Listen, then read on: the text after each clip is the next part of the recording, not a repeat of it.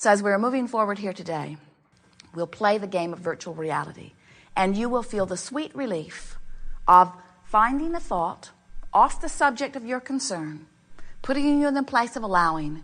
And as you practice it again and again and again, what you will begin to notice is that within about 30 days, less in some cases, you will be in charge of how you vibrate. And when you are, you'll be in the place of allowing more often than not.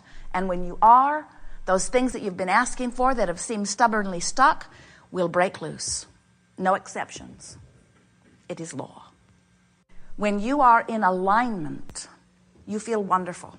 That's what ease feels like. That's what exhilaration feels like. That's what passion is, or clarity, or vitality, or enthusiasm. That's what that feeling of well-being is.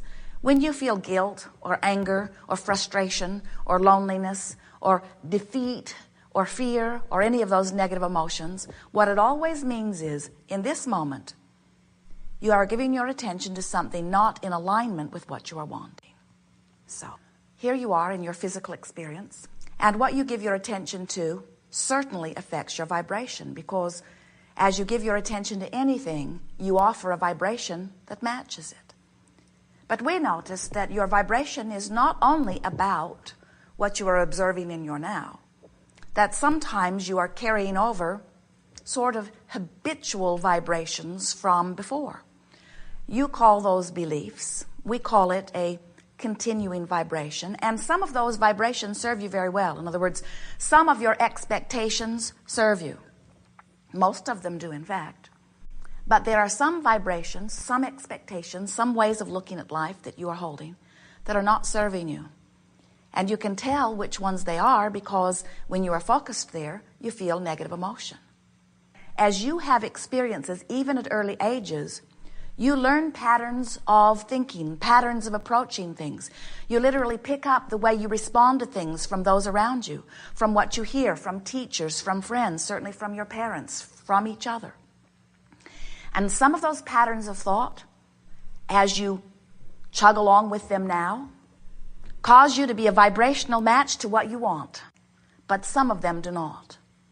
So what we are suggesting is that it would be extremely valuable to you if you were to begin to practice some exercises where you could choose what you want to be active within you, where you activate vibrations within you and practice them on a regular enough basis that you get this sort of momentum, vibrational momentum going, so that it is less likely that you will stumble upon those old thoughts. When you go home, for example, and you see the familiar places, and you hear the familiar words, and you hear the familiar voices, it is a very normal thing for things that may not have been active within you for some time to become activated again.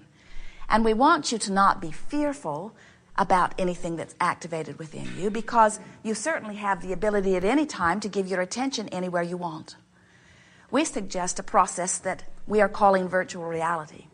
You may have used something similar to it under the name of creative visualization or using your imagination, for certainly it is all of that. But the game or process of virtual reality goes like this. You choose a place, some place that you feel are very good odds of you feeling good when you go there in your mind. So you pick a place, you pick a time of year, you pick a time of day, you begin to observe what's around, whether it is flowers or mountain streams or wildlife. You decide how you feel, or you observe from your feeling place inside your vision how it feels to be there, and articulate it if you can, or at least ponder it. You don't have to bring anyone else into your virtual reality, and sometimes it's better not to, but you get to decide. So bring someone with you, give them a good mood, acknowledge your good mood, speak a few brief words, and then leave your virtual reality. The process works best if it's about 30 seconds long. In other words, get in, feel good, get out. After a series of these virtual realities over a period of few days, what will begin to happen is you will begin, oh, it is so good, you will be the one who sets the tone within you. In other words, rather than letting something that happened when you were a child still be the reason for the dominant vibration within you, rather than letting the financial hardship of your parents still be the vibrational basis on which you are disallowing abundance into your experience, rather than allowing some abusive relationship of the past of setting the tone for what you let in or don't let in your experience, you decide here and now, you say, I'm going to set the tone of my own vibration. I am a vibrational transmitter and receiver. I am an extension of source energy. I am on the leading edge of thought. This variety is giving me all kinds of clarity about what I want. It is time for me to choose how I offer my vibration, because you can choose a thought that puts you in the place of allowing what you are wanting, or you can choose a thought that does not put you in the place of allowing what you are wanting. But the most important thing that we want you to hear is you are choosing the thought. Many of you are not deliberately choosing thought. In other words, you'll say, there is some factual thing in my life. Something is happening with my mother and I cannot help but notice it. Or something is happening with my finances and I cannot help but notice it. I have to face reality. And we say, sometimes you do, but not all the time.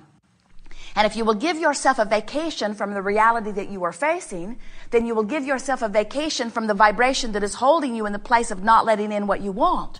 But you're not going to give yourself a vacation from these without deliberately deciding that you're going to begin to choose some thoughts that set your own vibrational tone.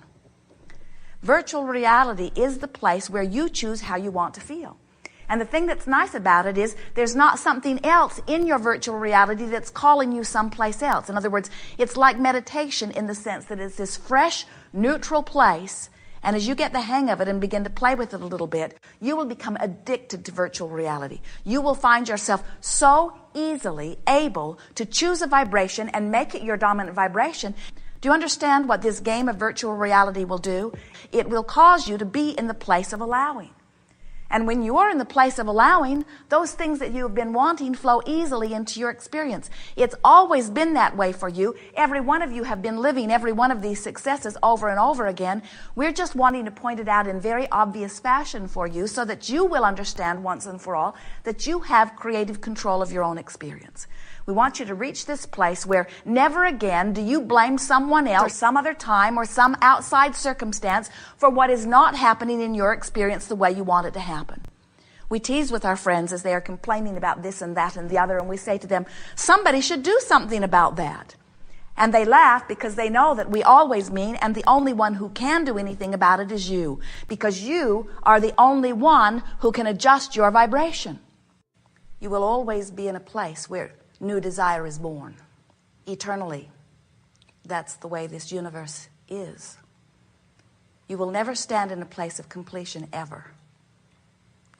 And when you really understand that, when you stop and say, I know I am eternally incomplete, it takes the edge off the discomfort of something wanted, not yet manifested. And if you are wise, it puts you in the place where you are softly and yet eagerly anticipating that which is to come without being uncomfortable about that which has not come. As you stand in this place where you are feeling discomfort because there is a desire within you that you cannot figure out how to make happen, that discomfort is what keeps it from happening. It's a discord, a vibrational discord that will not allow the source energy that is natural to you to flow. You are extensions of source energy. You are leading edge creators here in these physical bodies. And the reason that we call it leading edge is because this environment, this leading edge environment, is the fantastic variety or contrast that helps you, the focuser of energy, identify desire. And so as you identify a new desire, it shoots out of you. Every preference, even at a cellular level, is noted as desire.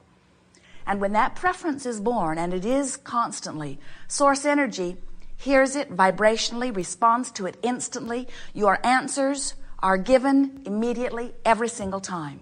When you say, ask and it is given, you could not be more accurate. So why is it that the things that some are asking for seem to not be being received? It may be because you are not receiving them.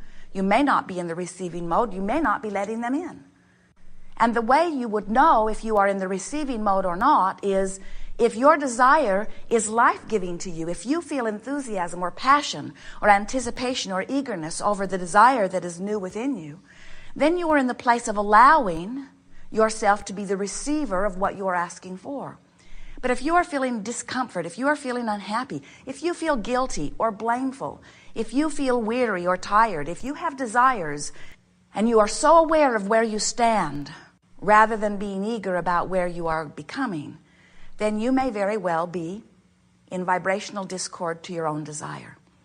It is only your own vibrational discord to your own desire that ever keeps anything that you desire from coming to you. Some of you remember seeing the two horses pulling the plow or pulling the wagon, hooked together with a collar. And when they pull together, there is ease in the experience. But when one is pulling and one is not, or they are seeming to want to go in opposite directions, it is a jerky and uncomfortable experience for everyone involved. And what we are wanting to help you to realize is that you are both of those horses within you. In other words, when your desire is moving in one direction, but your belief or expectation is moving in another, you are having an uncomfortable experience. So as we call this gathering the art of allowing, what it is really about is helping you to discover how to allow your own desires, how to allow yourself to be in any moment the pure positive extension of source energy that you really are. And you can tell by the way you feel how you are doing in that. The other day, Jerry and Esther were in Texas, and they had been gone for several weeks, and they were home for 1 week. And like always, when they are in Texas, they have more to do than they can do. And Esther hit the floor running every morning. She had a long, long list. She was determined to get all of these things done before she left town. And about midway through the week, she was pretty ornery. And she knew it. But she said to Jerry, I don't have time to delegate. And I don't have time to line up my energy. I don't have time to do any of the things I know I'm supposed to do. I've just got to make this week happen. And then a friend who had worked with them before stopped by. Someone Esther adores. Someone who adores Esther. And as this sweet young woman visited with Esther for 5 or 10 minutes, Esther felt Esther come back. She felt her joy return. She felt her clarity return. She felt her well-being return. And when the friend left, Esther said to Jerry, that felt so good. She said, more people should do that for me. And of course, it is nice when there's someone that you feel that way about and that feels that way about you. It is nice when someone who's tuned in, tapped in, turned on, comes into your experience and holds you as their object of attention and breathes fresh, loving well-being back into you. We know it's nice when that happens. But so many of you like that feeling of being adored that you become dependent upon it coming from the outside. And so you expect others to always do that for you, and more are not going to do it for you than are going to do it for you. And it's time for you to become independent of that. In other words, it is true you are uplifters, and it is delicious when you do that for someone or when they do it for you. But when we say someone should do something about that, we're talking about you. And this game of virtual reality is the best tool that we've ever seen utilized by you that will cause you to teach you that you can choose your vibration. Esther, in the first days of playing with it, got all worked up one day and she said, I can damn well choose what will be my dominant vibration. It's time for me to choose what is my dominant vibration. I'm not going to let it be something that's happening someplace else. I'm not going to let it be something that's happening in my neighborhood or in my community or in the Middle East. I'm not going to let others in whatever mess they've gotten themselves in, even if it is someone I adore like my parents, I'm not going to let that set my tone.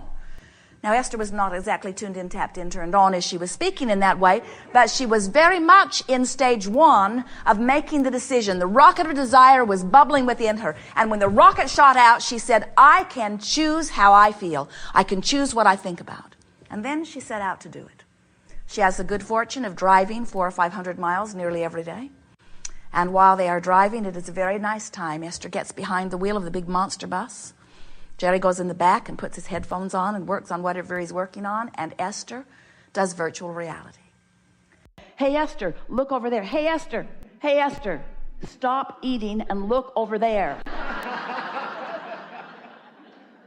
It just looked over there. Just looked over there. These impulses just looked over there.